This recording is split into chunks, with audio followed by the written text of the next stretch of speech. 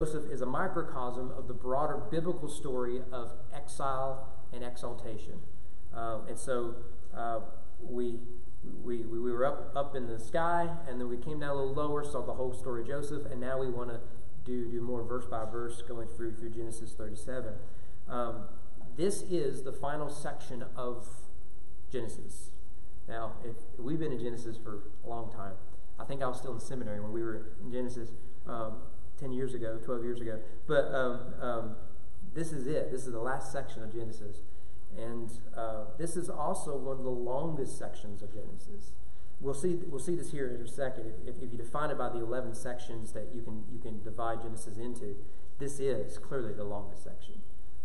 Isaac is quite short in terms of the patriarchs, but this is significantly long.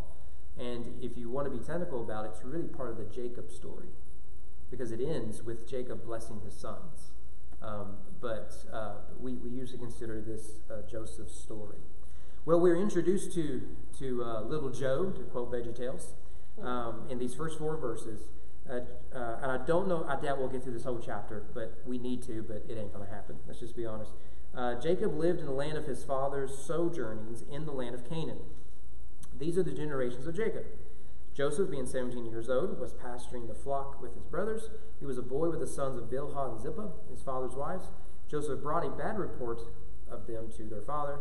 Now Israel loved Joseph more than any other of his sons, because he was the son of his old age, and he made him a robe of many colors. But when his brothers saw that their father loved him more than all of his brothers, they hated him and could not speak peacefully to him.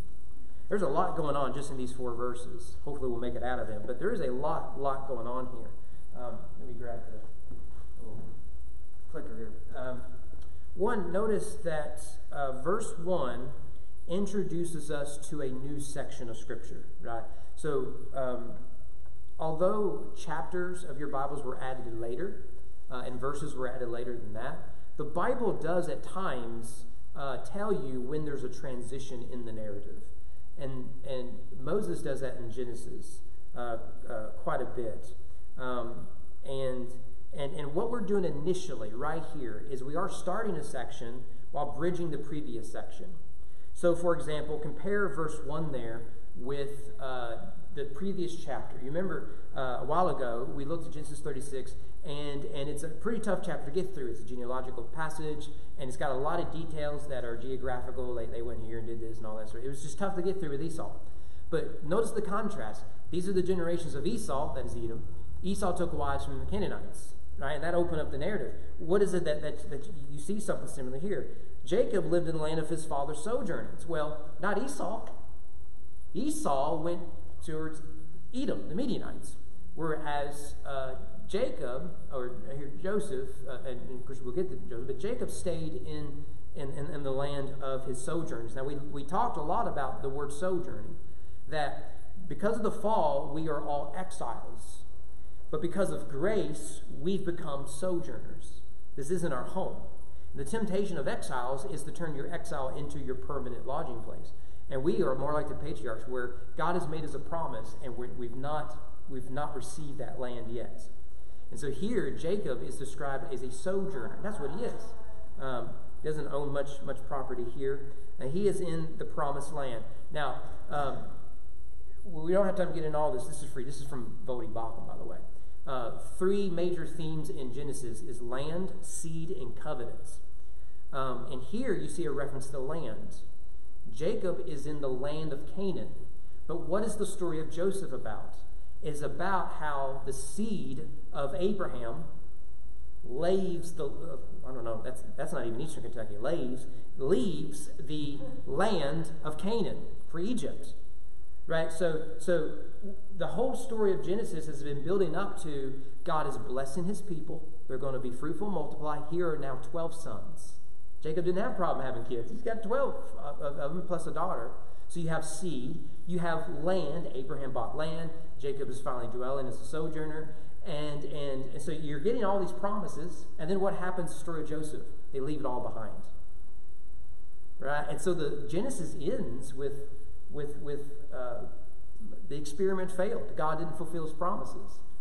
But the story begins making you think God is fulfilling those promises. Jacob is a sojourner in the land of promise. By the way, let me tell you how, everything was ruined after that, right?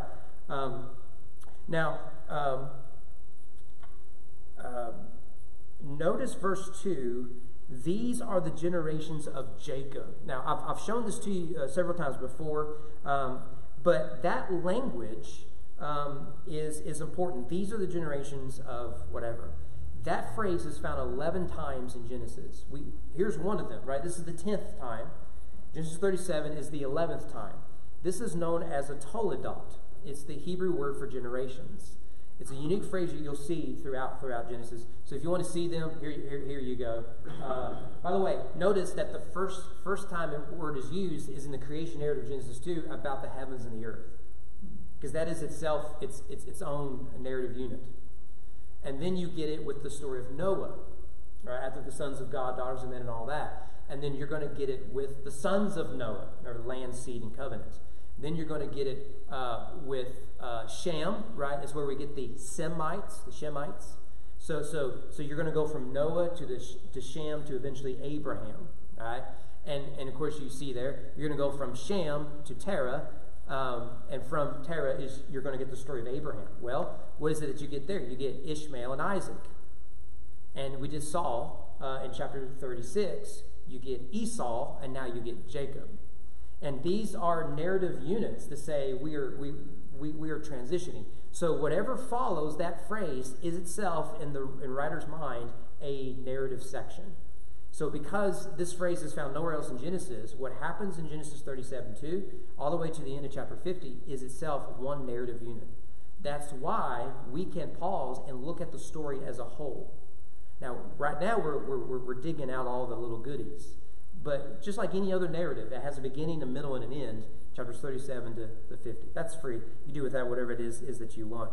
But I do find that stuff sort of fascinating. But these are the generations of Joseph. Now, notice in these 4 verses, we learn a few things about Joseph. The first thing we learn is that Jacob is a sojourner, but we also notice that in verse 2, Joseph is a shepherd. He's a shepherd. Now, when I say that, we automatically think the Bible talks about shepherding. But if you don't mind, let's think we've only read Genesis and we've only made it this far. Okay? So that's impossible to do. I get that.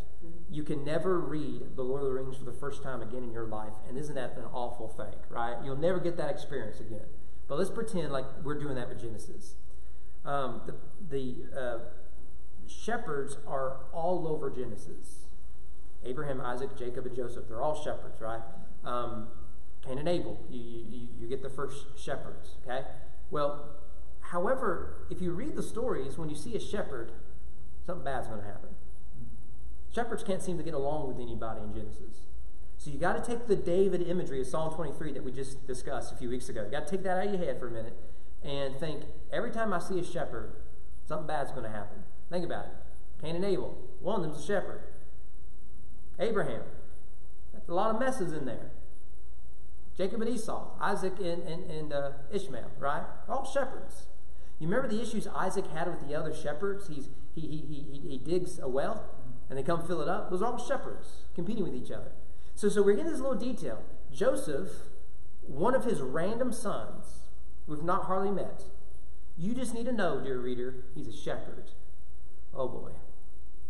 Oh boy, this ain't going to be good. Not only that, but we see in verse 2, I think we talked about this a little bit last week. My text says he was a boy with the sons of Jacob. We talked about the better translation, probably a lad, I think some of your translations say. And remember that the idea is that in the hierarchy of the family, he was at the bottom. Now, his father, we learn next, and this is the other thing, is even though he's at the bottom of the hierarchy of the brothers, he's at the top of his father's hierarchy. So what you have is one that has earned nothing but has gained everything. Right? This creates problems, doesn't it? Right? Think about it. In your place of employment, if someone gets promoted over you, does that bother you? You bet you sweet bippy it does. Because you feel like someone beneath you, not in an ontological sense, but someone who hasn't worked as hard as you, hasn't worked as long as you, hasn't earned what you have. That should be your promotion. They went over you. Now you have the guy who the brothers say, oh, that's this little Joe. The brothers are older because Jacob has him in later years with his favorite wife, right? That's a sentence you should never have to say. And so here is the little guy who hasn't been around as long. He hasn't worked as hard, hasn't really earned anything. Dad loves him more than the rest of us. He hasn't earned it. Right? Now, let me just add here, as the youngest of a family, if you're the oldest child or one of the older childs, I think y'all overplay a lot of this stuff. Right? You do. And it's because of your own insecurities or something. I don't know what it is, right? You just like, Mom didn't like him more than me. No, you're just a terrible human being. Does that ever cross your mind? Right? Anyway, so Joseph is treated, or in the eyes of the brothers, as little Joe, who ain't done nothing. But in his dad's eyes, he's the cream of the crop. So again, here are two things we get, right? Little guy who is going to be elevated, right? Already we get a hint of this, because what's the story of Genesis? That's the story. It's Seth over Cain. It's Isaac over Ishmael. It's Abraham over his brothers. It is Jacob over Esau. This is the pattern we see over and over again. So we've been trained to look for this. Oh, it's the little brother. Older brothers aren't going to like this. And then we discover dad likes him more than everyone else. Favoritism is a problem. It's a big problem. One of the first times we meet this isn't with a dad, it's with a mom. What did Sarah do when Isaac was born to Ishmael and her mom and his mom? It wasn't very pretty. Exiled, so you have a Hebrew with an Egyptian slave exiling them. Later, the story is of Egyptians with Hebrew slaves exiling them. All right? And this is a pattern. So already we know in 4 verses, we are about to read a tragedy. We may not know how it's going to happen, but everything that comes is not good, right? So right at the beginning, the author is giving you a foreboding warning. This is not a happy story. Right? Everything happens here is going to be pretty bad. Now, we know that it's going to end on a happy note, but right away, we're drawn into a drama. A lot of bad things are going to happen. So you notice there, verse 4, that Joseph, who seems to be a bit of a snitch, right? Oh, let me tell you a story. I teach my daughter today. She's in a language arts class, right? And good grammar is important. So I support this. So this is an illustration with a little bit of levity, so don't take it too far. And she comes home, she goes, well, in our language arts class, anytime we do bad grammar, we lose a ticket, and you earn tickets, and you get, I don't know, all this sort of stuff. And then she goes, and our teacher said if we hear someone in class using bad grammar, we should point it out. I was like, oh, teacher's telling you to be a snitch? Yeah? The answer, yeah. You know what happens to snitch, And so it just goes right off of her head. She poor kid, preacher's kid. But Joseph is that guy. He's tattling on his brothers. And as we'll see in a minute, Jacob sends him out to track down his brothers to go to find out what they're up to and bring it back to dad. He's kind of a snitch. Not a good guy. Arrogant guy, too. Very, very entitled and everything else. And you'll notice there, verse 4, his brothers hated him. That is strong language. Hate. Hated him. Hate will always lead to violence. Why our nation can't figure out that there is no unity or peace that comes from hate. And we are feeding hate. For one, we're trying to profit off of it. But why we feed and encourage hate is beyond me. So we get all this in the first 4 verses. We know something bad's going to happen to Joe. Just going to. We've been primed for all this so far. Well, verse 3, we meet the most iconic image perhaps in all of Genesis, next to the rainbow. It is, of course, the coat of many colors. Does anyone have a different translation there? Richly ornamented robe. What translation is that? NIV. NIV, okay. Ornament. Oh, NIVH. I think, no, it's a cross. NIV. Sorry. Someone's from Eastern Kentucky. Don, what you got? Message elaborately embroidered coat. Oh, Eugene, tunic. Tunic of colors. All right. Very colored. Very colored. Okay. Joseph's Technicolor, whatever that movie play, whatever it was, I don't know. Now, I gave you all homework last week, and I know Don has already done it.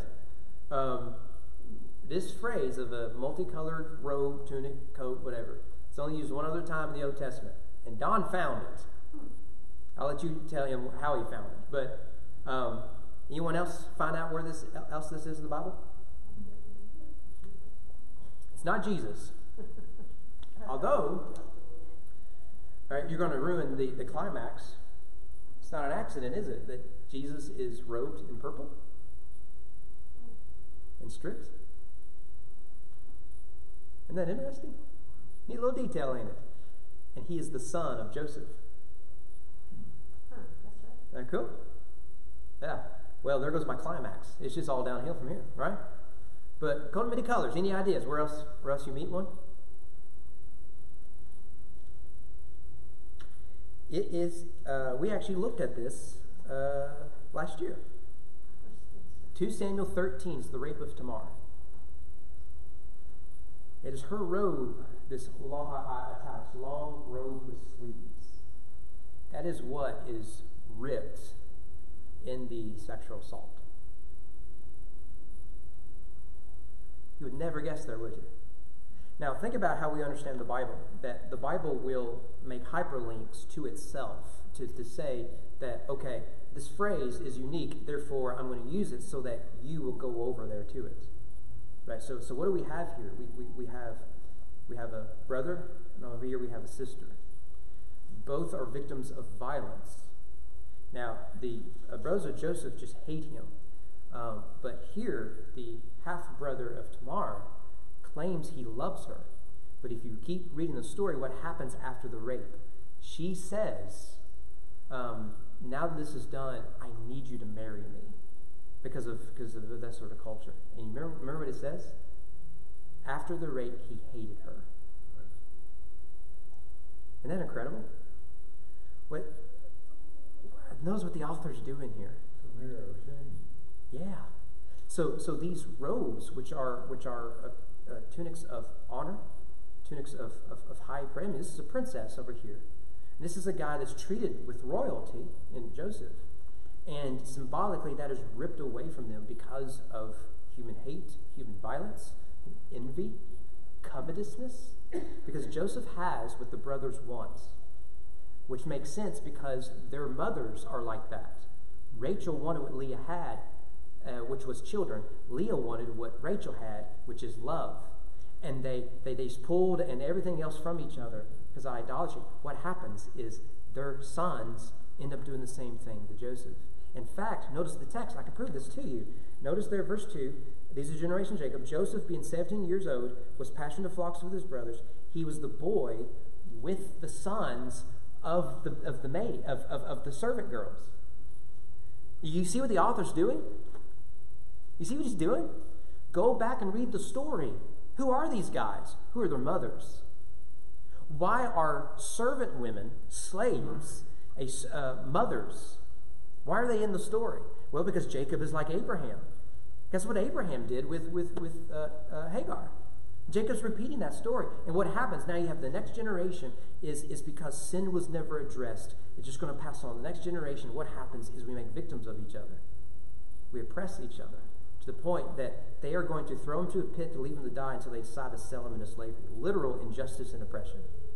And generations later, the son of David, who himself took a woman that was not his, as a son who takes a woman who was not his. And the image of the multicolored robe is used so that we see this connection. What's changed? You've heard me say before, humans are good at changing our outside. We have technology, we have medical advances. We have not done anything to change the inside. We're still as corrupt as ever. And we could tell this story of Tamar or this story of Joseph 1,000,000 times in this city today. It's on repeat constantly. It's a broken record, and yet we never reset it. It's amazing, isn't it? How it's almost like God wrote the Bible. But that would be silly. But this is clearly a robe of prominence in Jacob's family. No other the brothers, as far as we know, have this. This is a unique gift that he is given, which gives him an aura of importance and whatnot. Well, those first 4 verses, let's look real quickly at verses 5 through 11. At least we want to get through these. Now Joseph had a dream. When he told it to his brothers, they hated him even more. So notice it's hate upon hate. So we're really building to a climax of what they're going to do. He said to them, "Hear this dream that I have dreamed. Behold, we were binding sheaves in the field. And behold, my sheaf arose and stood upright. Behold, your sheaves gathered around it and bowed down to my sheaf." His brothers said to him, "Are you indeed to reign over us, or are you indeed to rule over us?" So they hated him even more for his dreams and for his words. Then he dreamed another dream and told it to his brothers and said, "Behold, I have dreamed another dream. Behold, the sun and the moon and 11 stars were bowing down to me." But when he told it to his father and to his brothers, by the way, notice brothers are in the first one, his father is in the second one, okay, in terms of the audience. So he's ratcheting up the interpretation, right? It's a smaller group, now it's a larger group. His father rebuked him and said to him, "What is this dream that you have dreamed? Shall I and your mother and your brothers indeed come to bow ourselves to the ground before you?" His brothers were jealous of him. There's that word. That's the Rachel and Leah story. It's envy. It's jealousy. But his father kept the saying in his mind. There's a whole lot going on here. By the way, let me just add a brief word that dreams are all over the Bible. And Protestant cessationists, that we believe that the canon of Scripture is closed and all that, we struggle with this. Because does God still speak through dreams? I'm not going to chase that rabbit. But dreams are all over the Bible. In Genesis 20, remember God spoke to Abimelech, a pagan king, and it was to condemn the actions of Abraham. So you have a righteous man being condemned by a pagan whom God spoke to. So God protected the pagan king Abimelech. Remember, Isaac does something similar later. Gideon, remember, a man gives Gideon a dream in Judges 7. And then, remember, we get this phrase, Saul inquired of the Lord did not answer him, either by dreams or by the Urim or by prophets. We can't chase what an Urim is. But the implication is, and we get from elsewhere, God regularly spoke to Saul in dreams. And it was understood that the bridge between the king and the divine was very small, right? And that the divine would speak to kings. That's why you anoint kings. There's a religious role that goes into the realm of royalty. After all, the Egyptians and others thought their kings were divine. They were gods. The Romans even believed some of that. Remember Solomon? Right? We just looked at this. 1 Kings 3, Solomon had a dream, and that's when, he asked, what is it that you want? Name one thing for me. And so these are found throughout. Nebuchadnezzar, God sent him a terrible dream. Joseph, the father of Jesus, was warned in a dream. Pilate's wife was warned. Remember the dream. Don't have anything to do with that Jesus dude. You do with this information whatever you want. But often we think of dreams, we think of Joseph and Daniel. And really, they're all over the place. And the prophets get visions and all that sort of stuff. Well, in the Joseph narrative, where there's a lot of dreams, they always come in pairs. So here you see these are two separate dreams with one interpretation. Next, we'll get 2 dreams with 2 interpretations. This is when he's in prison. You're going to be lifted up. That is, you're going to be elevated. The other is your head's going to be lifted off, right? You're going to be executed. But 2 dreams with 2 interpretations. Later, Pharaoh will have 2 dreams with 1 interpretation. So it's an ecclusio. We're introduced to the idea of dreams in pairs, and it concludes with the same sort of pattern, right? And so this is really setting the stage for that. So 2 dreams. Verse 7-8, gathering wheat in the field. His wheat stood up. His brother's wheats bowed down, right? And they pick up pretty quickly the interpretation, right? I don't know about you. You cannot interpret my dreams. Actually, can I interpret my dreams for you? Whatever happens in the dream, the opposite happens. Let me tell you why I think that. Now, I'm tongue-in-cheek. Don't think I've turned Pentecostal. I'm convinced of this because when I was in high school, before I met my wife, I had a dream that I would ask her out. She'd say yes. This is a true story. I'm not making this up. I asked her out, and she said, "I don't know." Now, I was a young pup, but I knew well enough, honey, I ain't playing those games, right? Because what she wanted was to play hard to get and wanted me to chase. I ain't got time for that, right? You want to make this work or not, right? I ain't doing this. So I got I don't know. That's worse than no. I'm gone, right? I didn't get that with my wife, right? She knew better, right? And so, so ever since then, I've joked that whatever happens in a dream, the opposite is going to happen, right? So I don't have to worry about falling from the sky, right? Because I've had that dream 1,000 times. That'll never happen to me now, right? But nevertheless, here he gets these two dreams. The first interpretation is clear. The second interpretation is equally clear now with his father and mother there. But I want you to notice a phrase in verses 9 through 11. The sun, the moon, and the stars bow down to him. Now, where in the Bible previously do we find the phrase sun, moon, and stars? Creation. Now, we could chase this rabbit if you want to. The sun, moon, and stars play a significant role in the creation account. By the way, if you listen to the latest Bible project, they talked about this. Because it's sun and moon, you have a contrast. It's light by day, light by night. Okay? And then the stars are added. That was his point, because he does the same with sea monsters. Here, Joseph says there's only 11 stars. Well, there's only 12 brothers. So there's 11 other brothers to Joseph. So they pick up on the imagery. But the sun, moon, and stars in ancient literature, they are the hosts of heaven. And so the language of the cosmos is often attached to like pagan royalty. And this is throughout the Bible, right? Throughout the Bible, and particularly throughout the ancient world. So you'll see kings, pharaohs with the moon over their head. You worship the sun god Ra, right? We'll meet someone of that named Potiphar. Gosh, I almost said Pontius Pilate. It's Potiphar, right? It comes from the sun god Ra. Yeah. It says 11 stars. At this time, we're going to 11 brothers. Yeah, he has 11 brothers. Well, Benjamin's not born yet. That's the point. Yeah. Who are the 11 stars? Well, Benjamin's Benjamin's coming. Yeah. Yeah. I was wondering. Yeah. Yeah. It's astounding, isn't it? So he's not just claiming, hey, here's some illustrations, right? Sun, moon, stars. He's really claiming for himself royalty. He's the lad of the family. He's a nobody. And he's walking around. He's 17, right? Remember when you were 17, you thought you already had it solved, didn't you? You know what the world needs? Is more me's when you're 17, right? Your generation thought you were going to fix your parents. All the messes your parents made, you were going to fix it, didn't you? Guess what my generation still thinks? Same thing, right? Guess what my kids' generation thinks, right? You're a fool when you're 17 years old. Here's Joe going around. Hey, guys, you won't believe this. I'm the king. And the first people to bow down to me, y'all. You want to boink them in the eyes, don't you? Right? Now, in the story of Joseph, we see real character development that is a good storytelling. Because the man he is here is not the man he will be there. But he has to go through the pit. He has to go through the process of death and resurrection. Remember, we talked about that with exile. That when he's thrown into the pit, the word pit is used of the grave. And that's what Jacob interprets it as. Remember, that there's no water in the cistern. So he can't survive.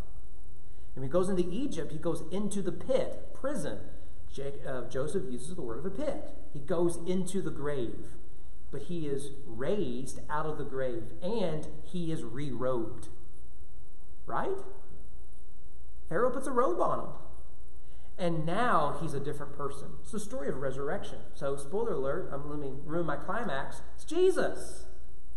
Now, Jesus is already perfect before and after, but he goes into the pit and triumphs in our place. So that in Revelation, what happens to the martyrs? They are robed. But it's dipped in blood. It's colored. It's just fantastic to see this stuff. Well, he has these dreams, and they don't much like it. By the way, I think I have, Genesis 1:16. He made two great lights, the greater light to rule the day, lesser light to rule the night. Here's what Bible Project. Oh, we're going to add this phrase, and the stars. It kind of ruins the flow of the text, doesn't it? Because there's two great lights, the sun in the day, the moon at night. Oh, yeah, there's stars. Right? Yeah. And the stars were called chaos, is what they Yeah, that's where Bible Projects is going. He compares the sea monsters, right? They're down there, and you have the stars. They're up there, and they all represent chaos, right? And that takes us down a rabbit trail that you're going to turn into a bobblehead and be lost. But yes, Bible Project, but really helpful. They're doing a whole series on dragons in the Bible. But it's interesting. Of all the dreams in the Joseph story, there's 6. These 2 are never interpreted.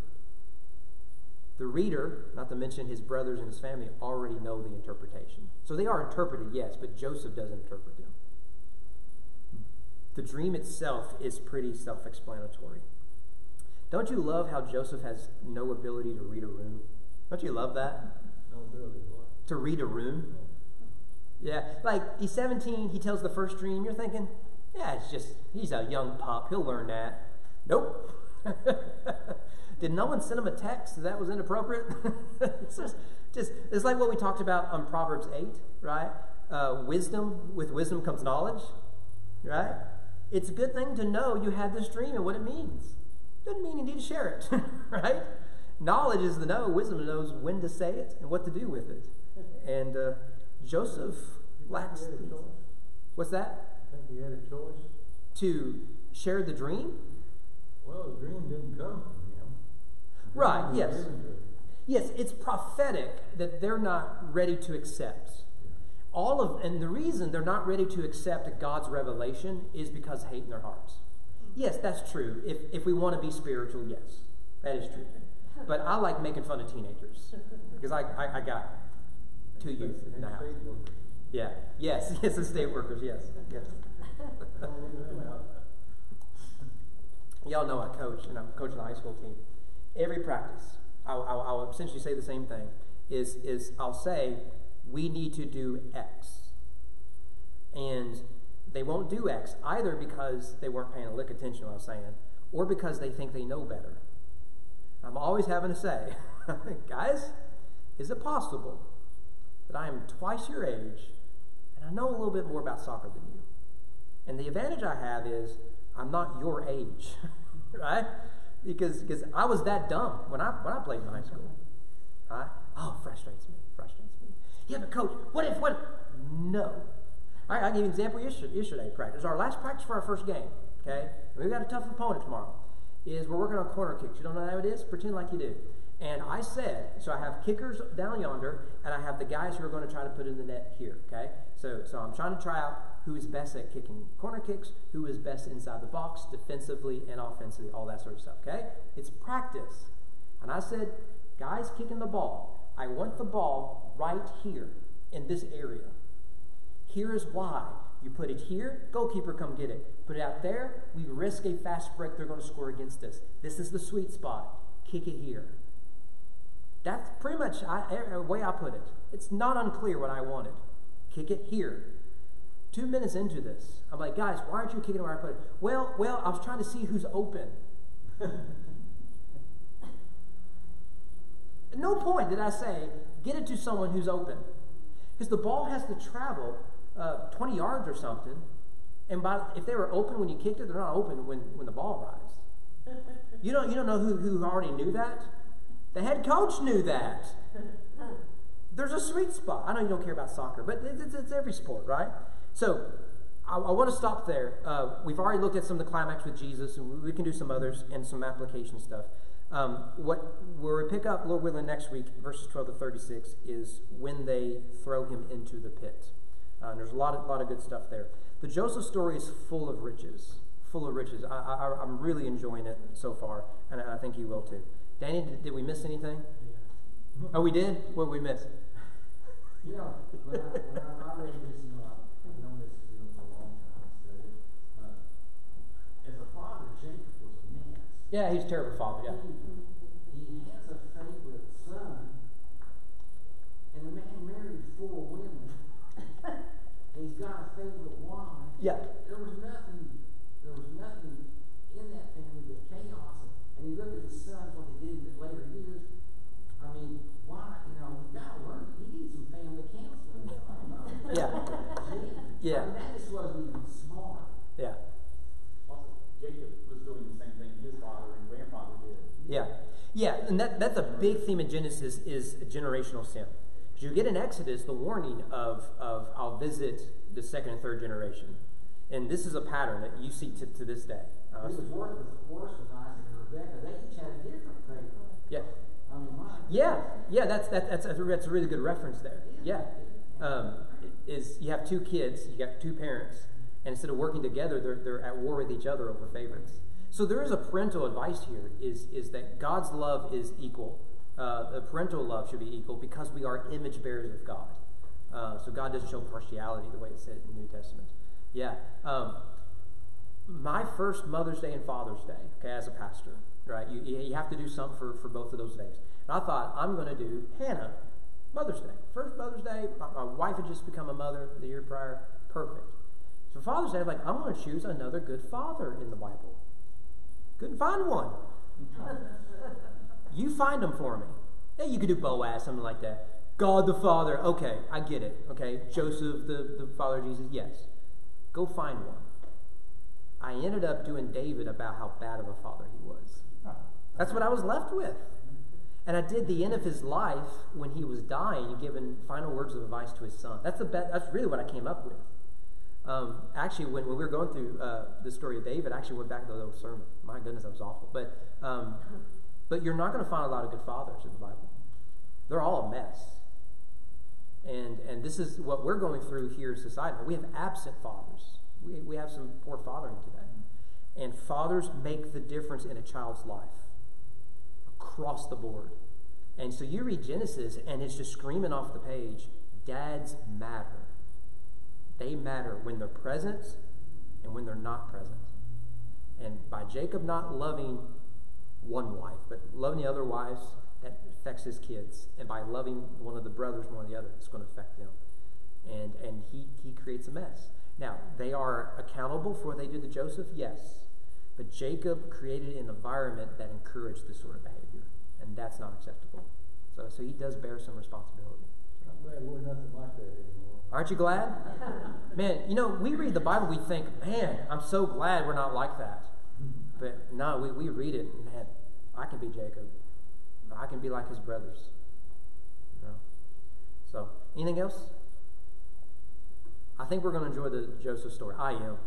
Feel sorry for y'all if you don't, but I'm going to enjoy it. It's really good. Yeah. Well, Samuel, a bad father, his kids turned out bad, but was he bad? I don't remember. Yes. So you could do what you do in Genesis. You could do it 1st and 2nd Samuel. Is you see the same pattern of, so Samuel is a repeat of Eli. So Eli has 2 sons, right? And then Samuel has his sons, right? And of course, they're a repeat of Aaron, who has the 2 sons. And that's a repeat of Adam, right? So, because remember, Adam has 3 sons. And then Noah has 3 sons. And you have this clash all the time. At least one of them is going to be pretty messed up. So you get Eli, you get Samuel. There's the issue of Saul. He has one righteous son, but because of Saul's actions, his son dies as a result. Then you get David. What's his story? It's a story of Jacob. He doesn't want to get involved. He's a distant father. He's not absent, he's absent-minded. He's very distant. And he's cowardly. It's interesting with David. I think we talked about this when we went through his biography. David is bold and brave on the battlefield. He's a coward in the home. Yep. That is one thing we need to learn. So I don't know, we're going to go this direction. Thanks, Danny and Don. One of the best benefits a wife can give her husband is to give him a place of peace and rest, an oasis, the way I usually describe it. An oasis, because men don't want to fight wars at home. It's the one place men do not want to fight. And you think about it, men have limited options in the home. They can become physical because men are more aggressive, and they're physical when they're aggressive. Well, you can't do that. Can't do that. What other option does a man have? Well, he can pull away, which only encourages a bad situation. Do you think that also the reason men don't want to get involved is because they're afraid they'll go too far? They'd rather just stay away from it because once they get started on this one, they might not know when to quit. Because that brings about an angry emotion. Oh yeah, if for some men, yes. Yes. Or if they felt like, if they're trying to avoid the mistakes of their father. I've seen that. Dad was really hard on me. I can't do that to my kids. My grandfather told me, don't ever discipline your kids when you're mad. I said, so I have to be smiling when I spank them? Yeah. I said, I don't think so. There is some wisdom in that. There's some. Now, it also needs to be, why are you angry? Like, so they do something bad. Yeah, there's a righteous anger there. Yes, that is good. But is your motivation behind anger something that is unrighteous? You've brought shame upon me, in front of my coworkers, or you didn't perform on the field, or you embarrassed me, or if it's an unrighteous reason, then we need to talk about why you're angry, not just that you're holding it off, because you're always going to be holding it off. The other thing I've noticed with a teenage boy, you can't do anything right anyway. Yeah. You're always wrong. Yeah. Yes. Well, if you remember, Dawn, you were like that. Yeah, I already know, right? Because I was like that. I had a breakfast meeting today, and we were talking about young seminary students.